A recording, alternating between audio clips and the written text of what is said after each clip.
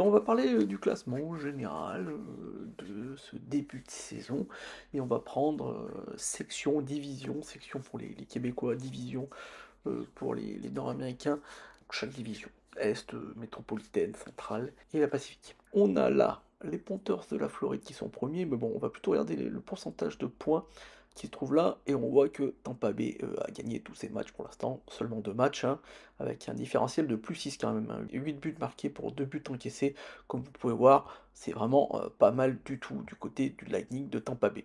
Ensuite, derrière, des équipes qui ont 3 matchs, qui sont les Sénateurs d'Ottawa et les Maple Leafs de Toronto, 2 victoires pour une défaite. Les Panthers de la Floride qui ont joué le plus de matchs, 5 matchs déjà pour les Panthers, 3 victoires, 2 défaites, mais attention, le différentiel est de -1, différentiel inquiétant. Et ensuite, les équipes moyennes, on va dire, qui sont à 500, 500 ça veut dire qu'ils ont autant de victoires que de défaites, donc 2. Il y a les Canadiens de Montréal, hein, qui ont gagné contre les Maple Leafs de Toronto leur premier match. Après, ça a été un peu plus compliqué, 2 victoires et 2 défaites. Et les Boston Bruins qui ont perdu 2 fois contre les Panthers de la Floride, 4 points pour eux. Les Red Wings ont gagné un seul match sur leurs 3 qu'ils ont joués. Et on finit par les Sabres du Buffalo, où c'est vraiment compliqué. Bon, les 2 matchs qu'ils ont perdus pour le Global Series, si vous avez suivi ma vidéo du Global Series. Et sur 4 matchs, ils ont gagné qu'un seul match. Et d'ailleurs, c'était contre les Panthers de la Floride. Ensuite, on passe à la division métropolitaine. La division métropolitaine, comme on va pouvoir le voir, c'est les Devils qui sont en tête. Ils ont déjà joué 6 matchs, beaucoup de matchs, 4 victoires, 2 défaites, c'est vraiment très très intéressant, plus 6. Ensuite, les Rangers sont l'équipe meilleure en termes de pointage, donc c'est elle qui devrait être première si on prenait ce concept de pourcentage de points. 2 victoires, une seule défaite, et c'était après le temps réglementaire. 5 points, plus 8 en termes de différentiel, très intéressant. Et ensuite, les équipes qui sont toutes à 500, vous pouvez voir, avec les Penguins de Pittsburgh qui ont gagné 2 matchs, perdu 2 matchs, les Islanders de New York qui ont perdu 2 matchs, mais dont un après le temps réglementaire et gagné un, comme les Flyers de Philadelphie, dernier match contre les Oilers perdu après le temps réglementaire, les Capitals de Washington qui ont joué que 2 matchs, un perdu, un gagné, les Hurricanes, c'est la même chose. Et l'équipe, pour l'instant, la plus en difficulté, c'est les Blue Jackets de Columbus. Une seule victoire sur les 3 matchs joués. On passe du côté de la centrale, et la centrale, là, on peut voir qu'il y a quand même 2 équipes qui sont en bon dernière, sans victoire, et ça, c'est vraiment très très surprenant. Pourtant, déjà, 3 matchs joués, des différentiels catastrophiques, donc 3 défaites d'affilée. Et oui, c'est les Predators de Nashville et l'Avalanche du Colorado, c'est vraiment catastrophique. Les Stars de Dallas, eux, ont ce concept de favori et ils le montrent, hein, aucune défaite, hein, 4 victoires d'affilée. Les Jets de Winnipeg, encore une belle surprise. Bon, là, ça devient plus une surprise, hein, depuis la saison dernière. 3 victoires d'affilée pour un différentiel de plus 8, hein, c'est mieux que les Stars de Dallas. Ils n'ont pas pris beaucoup de buts, hein, seulement 2 buts encaissés par les Jets de Winnipeg. Et ensuite, on a 2 bonnes équipes pour l'instant, 4 matchs joués, 2 victoires pour les Jets de Winnipeg, mais 2 défaites après le temps réglementaire, donc aucune défaite en temps régulier. Et le club de hockey de l'Utah, 3 victoires et une seule défaite. Voilà, une défaite contre les Rangers de New York, une défaite un peu compliquée d'ailleurs. Et ensuite, les Blues de Saint-Louis, les clubs d'Alexandre Texier qui est blessé en ce moment, 2 victoires et 2 défaites, c'est l'équipe à 500. Et bon, les Chicago Blackhawks, on ne les attend pas vraiment très haut dans ce classement. Une seule victoire pour l'instant et 3 défaites. Et on finit donc par la Pacifique. La Pacifique, on peut voir les Flames de Calgary, là aussi, comme les Stars de Dallas ou les Jets de Winnipeg, qui ont gagné tous leurs matchs. 4 matchs, hein, quand même. Ça, c'est vraiment une grosse surprise, hein. 8 points, plus 9. Bon, ils marquent beaucoup, beaucoup de buts, comme vous pouvez voir, 19 buts. Les Golden Knights de Vegas, qui sont dans les favoris, eux, tiennent le cap aussi, hein, 3 victoires avec une seule défaite, 750 en pourcentage de points.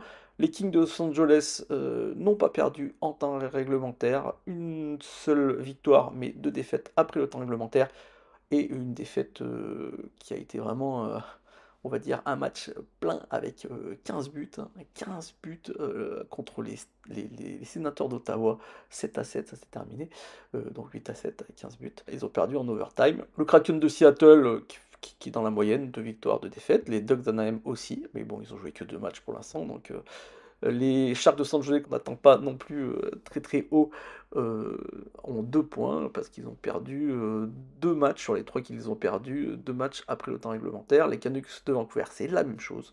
Canucks de Vancouver, assez surprenant, hein, ce début de saison assez difficile, comme les Oilers d'Edmonton qui ont enfin gagné un match, c'était contre les Flyers de Philadelphie.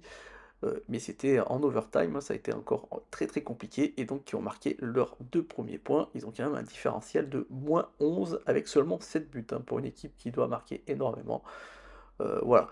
Donc je vais passer, tiens, je vais passer sur la Ligue, le classement de la Ligue, et on peut voir que les Flames et les Stars et les Devils du New Jersey sont premiers, bon, sachant que les Flames et les Stars ont que 4 matchs, alors que les Devils en ont 6, ainsi que les Jets de Winnipeg n'ont que 3 matchs. Donc pour l'instant, bon, on ne peut pas vraiment savoir qui est les premiers. Mais bon, pour l'instant, les 3 équipes qui n'ont pas encore perdu sont les Flames de Calgary, les Stars de Dallas et les Jets de Winnipeg. Il y en a une quatrième, c'est le Lightning qui se trouve là, 10e, mais ils n'ont joué que 2 matchs. On va tout de suite passer aux joueurs, voilà, au stade des joueurs. On a en tête Jack Eichel et Mark Stone et Sam Reinhart. Les 3, pour l'instant, en tant que points, sont à égalité avec 8 points.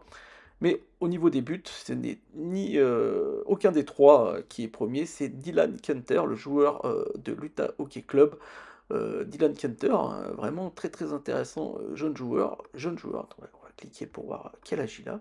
Je crois qu'il a une vingtaine d'années, 21 ans, vous voyez, un jeune joueur de 21 ans. Bon, il n'est plus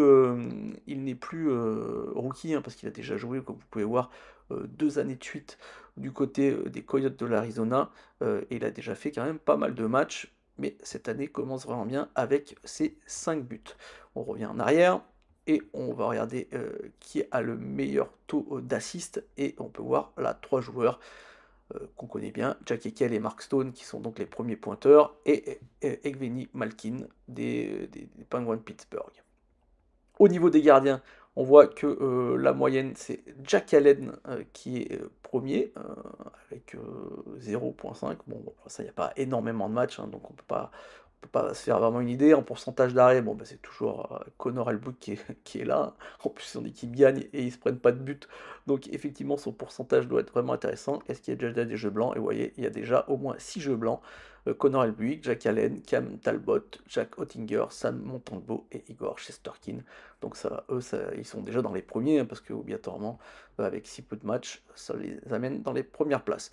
Et enfin, on finit avec les meilleurs défenseurs. En point, c'est Rasmus Andersson des Calgary Flames.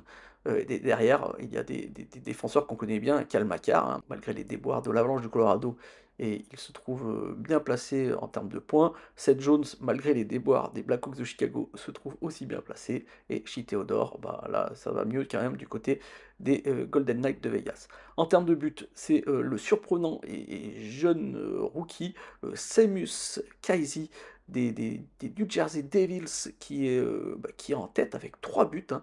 Vraiment, il est très très intéressant ce joueur. Seamus Casey, un joueur qu'on va devoir surveiller dans le futur. Il a vraiment commencé son championnat de façon spectaculaire. Et en termes d'aide, c'est Cal Makar qui se trouve en tête. Et donc oui, il a 5 points. Et il a 5 points et 5 aides. Donc il n'a pas marqué de but, mais il a fait beaucoup de passes décisives. Et du côté des recrues, le meilleur pour l'instant, c'est Logan Stankoven, qu'on a connu la saison dernière lors des playoffs du côté des Stars de Dallas. Logan Stankoven, ce n'est pas surprenant. Je pense que c'est lui qui va gagner le trophée du meilleur hockey lors de cette saison. Et juste derrière, il y a le défenseur des Canadiens de Montréal qui impressionne énormément de monde, c'est Len Hudson. Et Sam Kazi, qu'on a déjà parlé, 4 points. 4 points parce qu'il a marqué 3 buts et fait une passe. 3 buts. Dans les buteurs, on a à égalité à la deuxième place Matvei Mikov qui a marqué 2 buts contre les Oilers d'Edmonton, et Emil Émile Henneman, qui joue au Canadien de Montréal et qui est un surprenant joueur du Canadien de Montréal. On l'attendait pas beaucoup là, c'est le Suédois. Il n'a que 22 ans. Bon, il a déjà joué 4 matchs la saison dernière du côté des Canadiens de Montréal, mais cette fois-ci, il commence très très bien. Il est sur la quatrième ligne, hein, et il a déjà marqué 2 buts, hein. Donc lui, je pense qu'il va progresser. Vous pouvez voir qu'en termes de temps de jeu, il n'a pas beaucoup, et pourtant, 2 buts pour lui. Je pense qu'il va progresser dans le roster des Canadiens de Montréal. Ensuite, donc, on a Samus Kezi qui a marqué 3 buts, vraiment très très intéressant. Et au niveau des N, on a Logan Stenkoven, donc 5 points, 5 aides, 4 aides pour Len Hubson. Donc voilà, vraiment 2 joueurs à surveiller très près. Mais je vous dis, je vois Logan Stenkoven gagner ce trophée du meilleur jeune, hein. Peut-être que je me trompe, hein. Alors j'espère que cette vidéo avec les chiffres de ce début de saison vous a plu. N'hésitez pas à me faire un petit like, un petit commentaire ou à la partager. Et moi je vous dis à bientôt dans Jeux de puissance.